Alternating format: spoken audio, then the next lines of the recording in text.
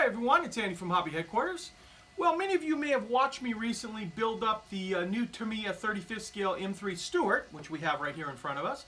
Also in the video you may have noticed, and I also pointed out a few times, that we weren't going to weather the vehicle at all. We were going to build it basically like it was fresh off the showroom floor, nice and clean and shiny. And one of the reason we did that was because I planned on doing this video where we were going to show how to weather, chip, streak, all that kind of stuff on American armor. And I actually should probably preface that, probably American World War II to Korea type armor, because that's when we use olive drab the most. As we started moving into Vietnam, we had the olive drab, but then a little bit after that, American armor switches into like Murdic colors, finally into like NATO colors, and of course like now most of the stuff is all painted like a desert color. Now, olive drab presents a few little situations and that are not difficult, but you just got to know what you're doing to get them to look like they're scratched and beat up. Modern day stuff like that, it's real easy to chip because it's a light color. Olive drab is so dark, and sometimes using our chipping color can make it a little bit dark because it kind of just blends right into the background surfaces. But what we'll do is we'll show you in this video how to weather this up and still make the chips and scratches really stick out. Now, chips and scratches, this is a subjective type of art. It's basically how you feel about it. If you really want to go and beat the heck out of the vehicle and really make it look like it's chipped and gone through the ringer, great. That's what it is. I'm going to kind of show you how to do that, and how much you put on, how little or how much is totally up to you, because this is the artistic part of the hobby, the part that I absolutely love, that we get to decide how much weathering stuff we on. And if it's sometimes it's a little unrealistic, but it looks good visually, well, whatever makes you happy type thing. So enough talking about that. We're going to get into it right now. We're going to show you olive drabs and show you how the different tones on olive drabs and what we can do with those. So let's get started on it.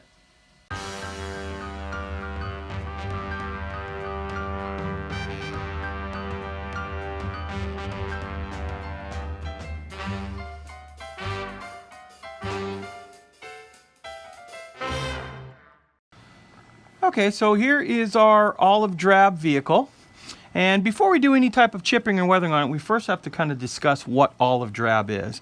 And olive drab, obviously it looks like a green color, but it actually is not. It's actually a mixture of black and yellow.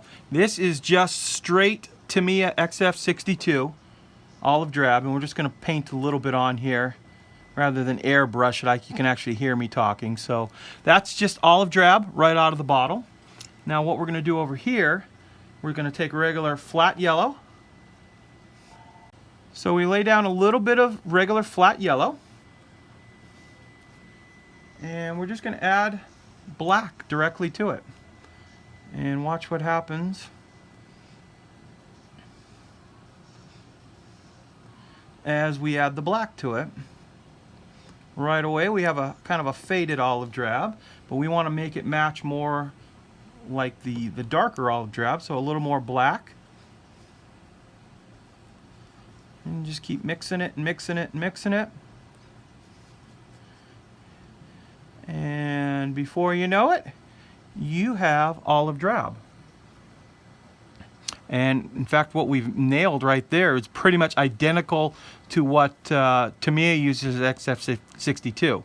So now, knowing that we know that black and yellow make up olive drab, now we know how to lighten the olive drab. And we can either use flat yellow as a lightener, or also one that I like to use is more of a faded. You can also use German dark yellow to lighten your olive drab. Both of them will work. You'll just get different tone variations on it. So now what I'm going to do is, since you've seen this right here, we're going to take some chips of plastic. This is just plastic card that we've cut up into these sizes, and I'm going to start off painting XF62 just straight right out of the bottle here, and then I'm going to gradually add a percentage, and I'll tell you which one, and we're going to gradually lighten up the olive drab as we go down the line. Okay, we have, as you can see in front of you, 4 varying shades of XF62 olive drab, starting at pure olive drab right here to a 4:1, 3:1, and 2:1 using XF60's dark yellow. And what I've been doing on the edge down here is just randomly hitting it with kind of heavier than what obviously we normally would chipping color, which I'll put down in the corner down there for you. And hopefully you can see right off as we go down the line here how it just blends so much right into the olive drab. You can barely even see that it's there. Even when it's wet, it doesn't even really stick out too well. But as we go down the line, as we get to the more faded color, the chips show up a lot better. And the theory that we're using here is that if you're going to be chipping and weathering up a vehicle quite a bit, more than likely the olive drab would have also have faded quite a bit, more to a more of a color like this or this right here.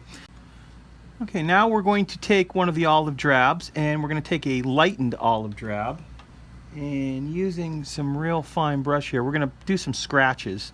And they first start off, these are the scratches that don't go all the way through the paint. I'm try to keep my hand out of the way of the camera for you guys. And we're going to do some bigger chips.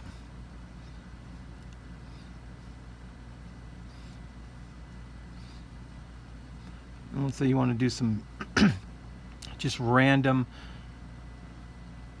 scratches going down the line. And you can do this any way you want on it. I'm just doing all different kinds, some big, some small, and this is more or less to show you, so it shows up on camera a little bit better than some of the fine work that we'll actually do on the vehicle. And as this dry, it'll start to blend into the olive drab a lot better. And we're just going to do some more random, some bigger scratches here.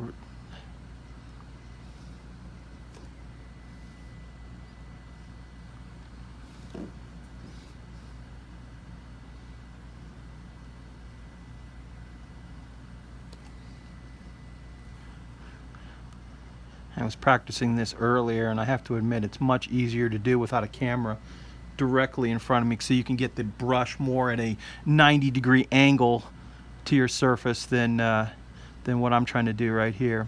But you'll get the general idea, and then when we do it on the vehicle, we'll show you what it actually turns out like. Okay, so we've got these random chips and rubs going down the line. We're going to let that dry for a minute, and we're going to use our chipping color next. Okay, now we have our chipping color, which once again I'll put down in the corner there for you.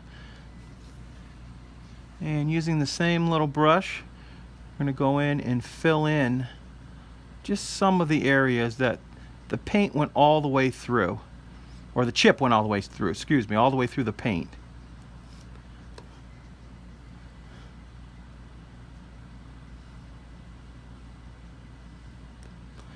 And whereas if you just did this on a right in the middle, you can kind of see it virtually disappears right into it.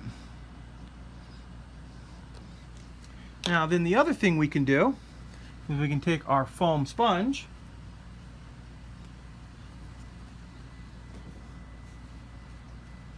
blot it out, and you can make some random surface scratches. Now we're going to put into practice what we were just showing you with those paint chips. So we've mixed up some lighter olive drab, lighter than what we put on the actual vehicle.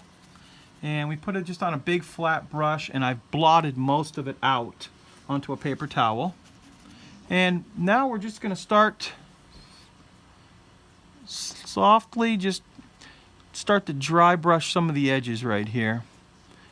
And because we're going to do it gently here, the color will look a little harsh to start, but you'll watch as it dries, it'll start to blend in a lot better.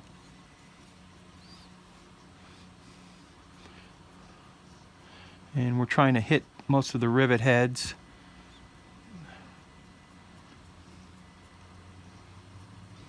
Get those to pop a little bit. And mostly getting the edges to look like a worn edge. And this alone is really going to make quite a bit of the little things stand out.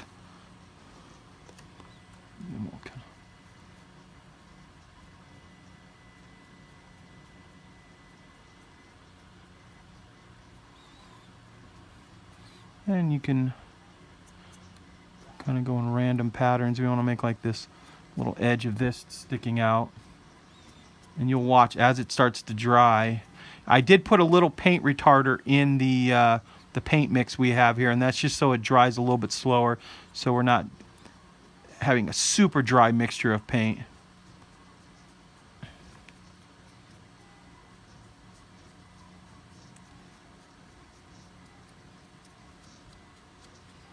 And just go over everything that you think should have a little highlight to it.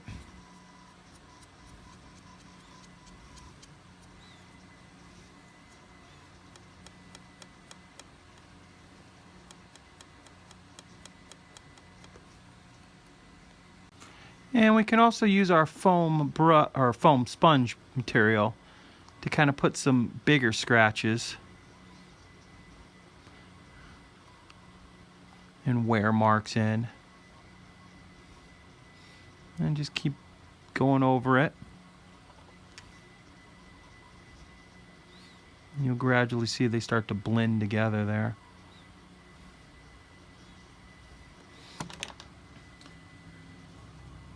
And finally, if you want to do some actual, scratches as if it's gone through bushes and or branches have taken off some of the paint, you can also use a real fine brush.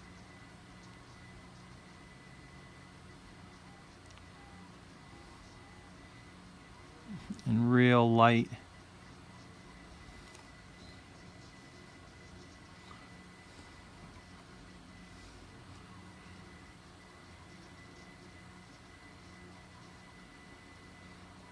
Do some of those chips that we showed you earlier. Now obviously we're going much lighter than what we did on the chip, because in scale we want these scratches and things to look accurate.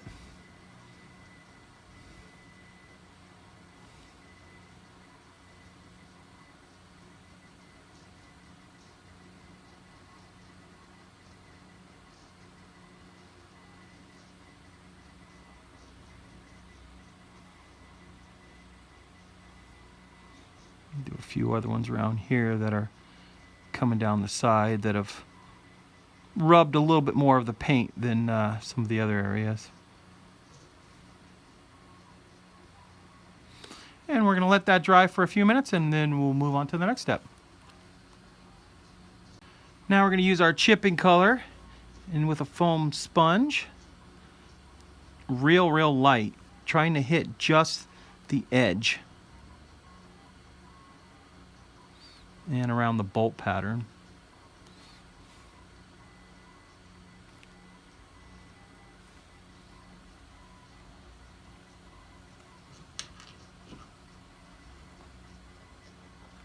And we can also lightly fill in some of these little chips or rub marks with a little chip in the middle of it.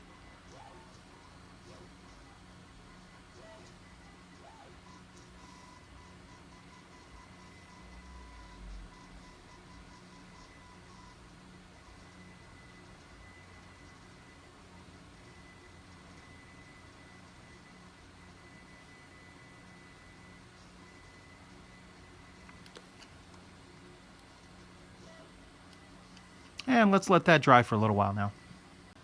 We also want the yellow to look as if it's been having the same type of things happening to it. So we're going to use our olive drab again.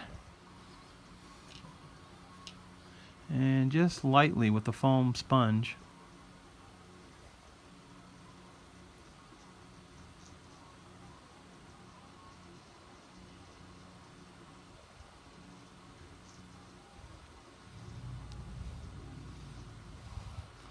Put a little wear and tear on the yellow too.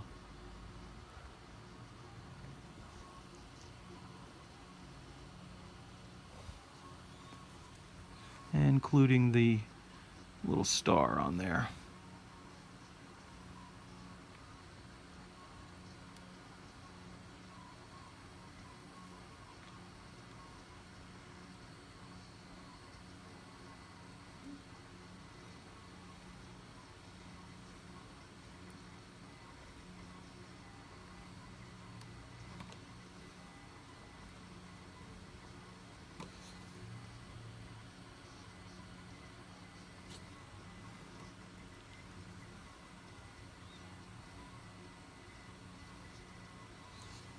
So I'm going to go over that a little bit more, and then I will come back and show you what it looks like. Now I've spent probably about maybe 15 minutes just going back and forth over the vehicle, dry brushing the lighter olive drabs, highlighting as much as I can through all these little latches. We also did a little bit more chipping up around the yellow here. Now this is really done heavy, and that's mainly to show you what you can accomplish with it. If you want to go a little lighter, you know, a vehicle that has less wear and tear on it, you just go a little bit lighter on it as you go through it. But as you can see, you start to get the uneven patches of olive drab over the entire vehicle, and it really starts to highlight quite a bit of all the detail that's on the kit. And if you go online and go into Google and punch in like Sherman's or Stewart's or anything like that in World War II, and then punch in color as well, and not the modern day pictures of the real vehicle, but the few color pictures that are out there, you'll notice that the olive drab is very mottled, and it's you know, it's scratched and faded and just all chipped up on it. So if you can see right here how we have this. Now I did not weather this side of the vehicle, and you can see it's just much cleaner, and it's just the only thing that's on this side is the black and white technique that we already put on it. But with this side, we have some more of the highlighting. We also went a little bit heavier of the chipping around any areas like the hatch right here. That hatch is going to be open and closed quite often, so it's going to get quite more wear and tear than the regular stripe, as well as this little leading edge right here. You can just imagine guys sliding off of it or equipment coming off of it and starting to pull the paint off of it as we go there. So now that we have some chipping and a little bit of fading on there, and hopefully you can still see a little bit of the scratches in the side here. We could put more on there, but I'm liking the way it is. I didn't want to go super heavy with those dark scratches. But now we can go ahead and start putting on the streaks as well as the grime on it. Now we've let the paint dry for probably about 20 minutes now, and you can see that all of the what looked kind of harsh against the olive drab a little while ago, now that it's dried, it's kind of blended into itself. So we still have some highlights, but we don't have that starkness that it looked like when we were first putting it on. Sometimes you put it on and it looks a little scary for a little while, but give it a chance to dry and it really blends in well.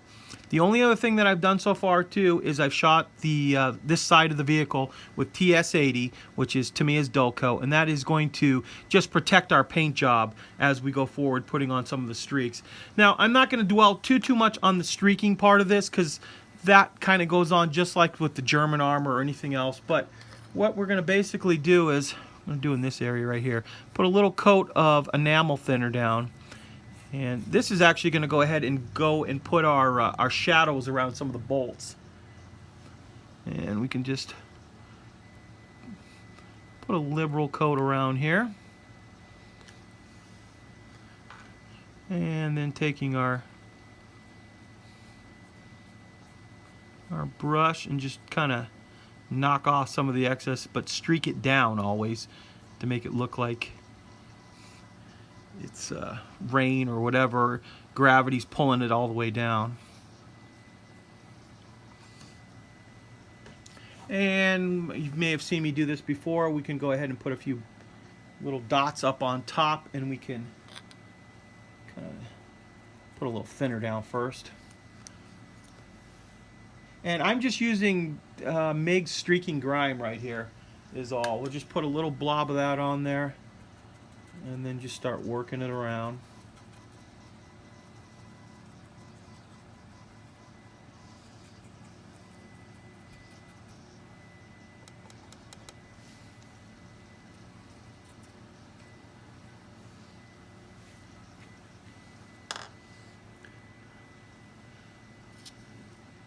And if you wanted to have a little bit of rust stain, you can use some of the rust colors on it.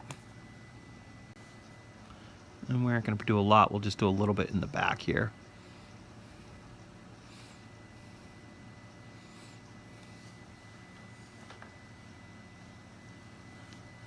And softly just pull it down.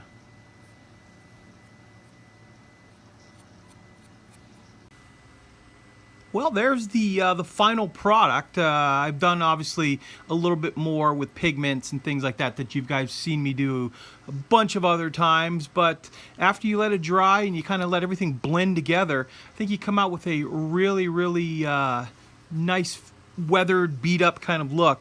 Now, obviously, you guys can put way more scratches or way more dirt or way more whatever you want to do, or way less. That's totally up to you. I wanted to show you how I kind of perceived how it would look.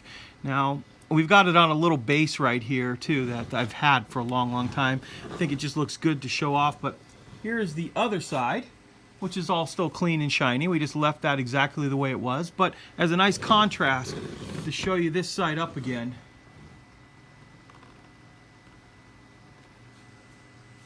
Think it looks really, really good. Also, I wanted to share something else with you guys, and it's this little thing right here, this little Green Stuff World leaf maker, and it's a little tiny stamp that we've gone ahead and just taken some real leaves out of our yard here and just stamped them out, and we've got this right here, all multiple colors, and you can just go ahead and what I kind of did right here is just sprinkle them on, and you could even put them on the vehicle if you wanted to, you know, if it was that kind of diorama you were making. But I just thought they looked so cool because they're real leaf shape. They're the right colors because they are real leaves, and it adds nicely to a diorama on it. So I hope you enjoyed our look at olive drab and how to weather it and what actually goes into making olive drab. I went a little bit more into depth this time on, you know, the background on it, but I thought that would give you guys a good example. That way, when you go forward, you can use that same knowledge to kind of experiment on your own in lightening and darkening olive drab. So I want to thank you guys as always for watching, and please stay tuned because we have many more videos coming.